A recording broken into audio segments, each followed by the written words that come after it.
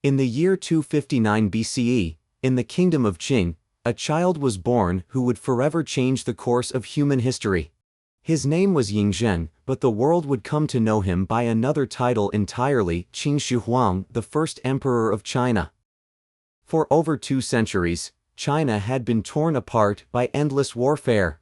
7 major kingdoms battled for supremacy in what historians call the Warring States period. It was an age of chaos, innovation, and bloodshed, a crucible that would forge the most powerful ruler in Chinese history.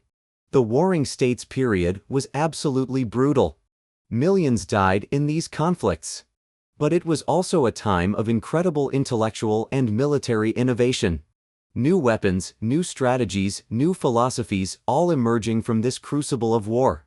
Zheng ascended to the throne of Qin at just 13 years old, following his father's death. But he would not truly rule for years to come.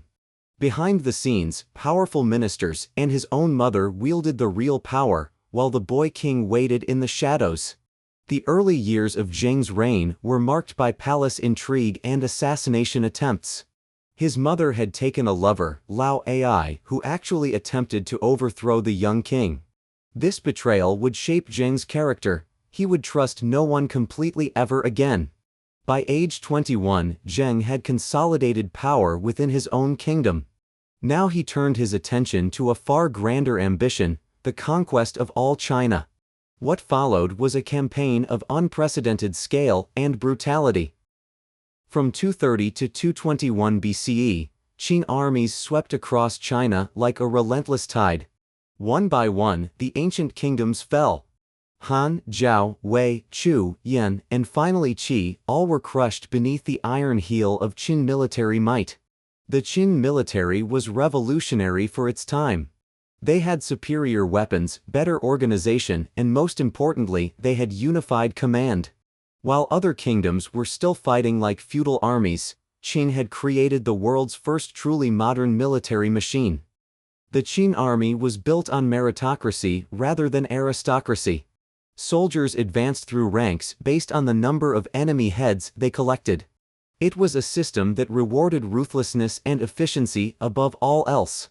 The body count from these wars was staggering. Some estimates suggest that over 1 million people died during the unification campaigns. Entire cities were put to the sword when they refused to surrender. In 221 BCE, at the age of 38, Ying Zheng achieved what no ruler before him had accomplished, the complete unification of China under a single throne. But conquest was only the beginning. Now came the far more difficult task of holding his empire together. The title Huangdi, Emperor, was revolutionary. It combined elements meaning divine sovereign and earthly ruler, suggesting that the emperor was the link between heaven and earth. This wasn't just political, it was spiritual transformation.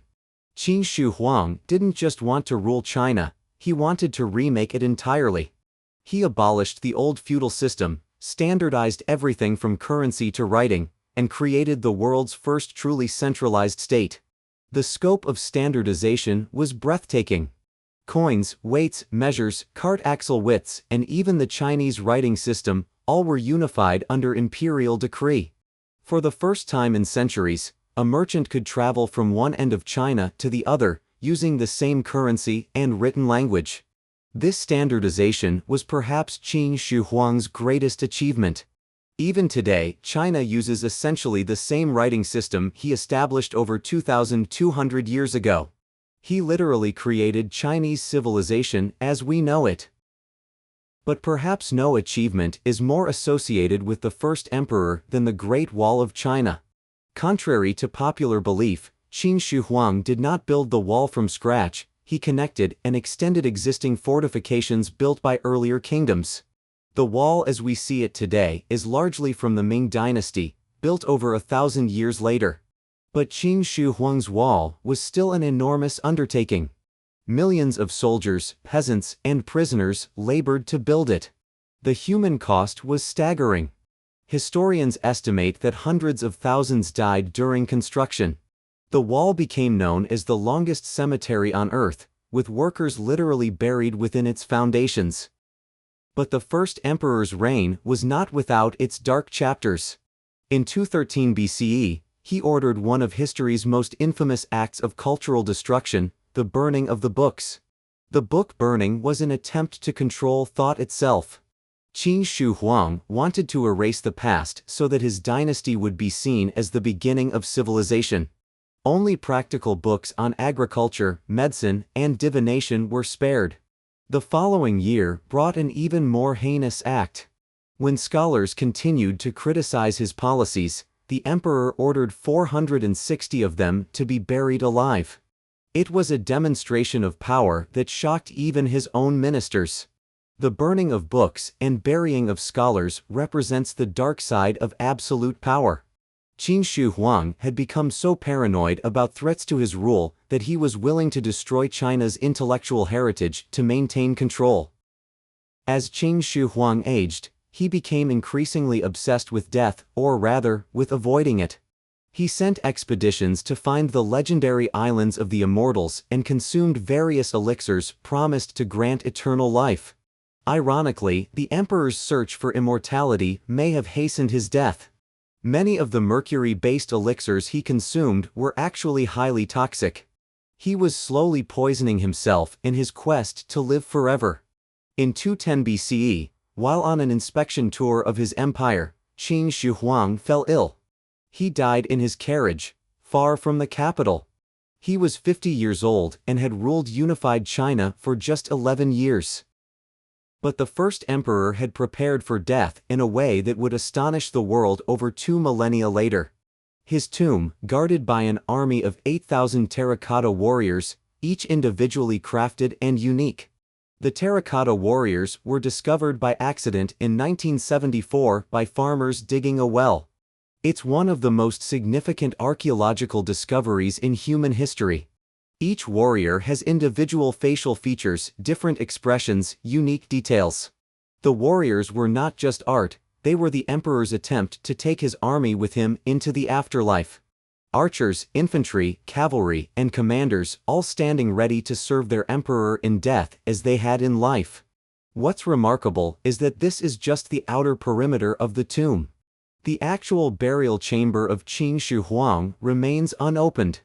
Ancient texts describe rivers of mercury and a ceiling studded with pearls to represent the night sky. The emperor's death triggered a succession crisis that would destroy his dynasty. His chosen heir was murdered by palace intrigue, replaced by a weak younger son who proved incapable of holding the empire together. The Qin dynasty lasted only 15 years total, and just 4 years after the first emperor's death.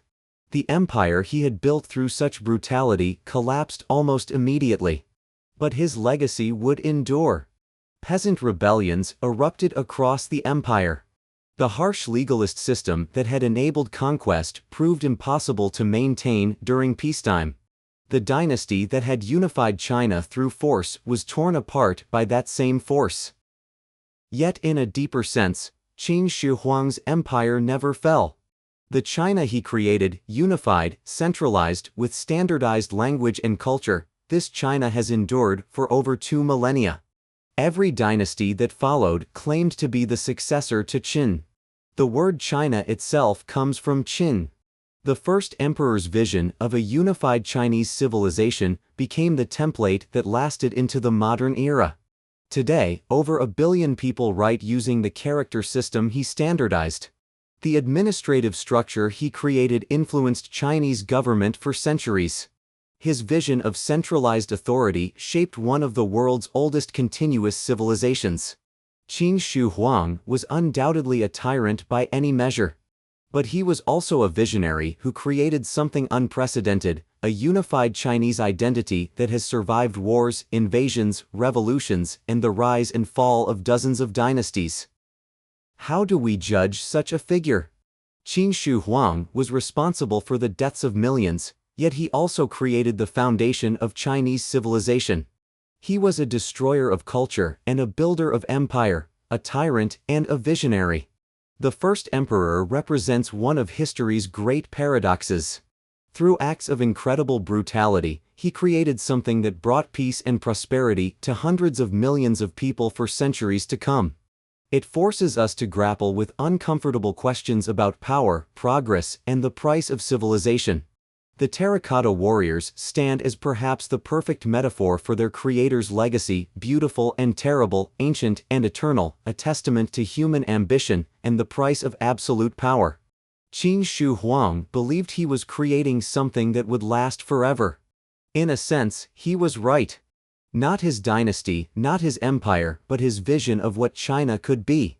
That vision, for better and worse, echoes through Chinese history to this day. Qin Shi Huang died believing he had conquered death itself. He was wrong about immortality, but perhaps he achieved something greater, a form of eternal life through the civilization he created. For over 2,000 years, his legacy has shaped the lives of billions. The first emperor is gone, but his China endures.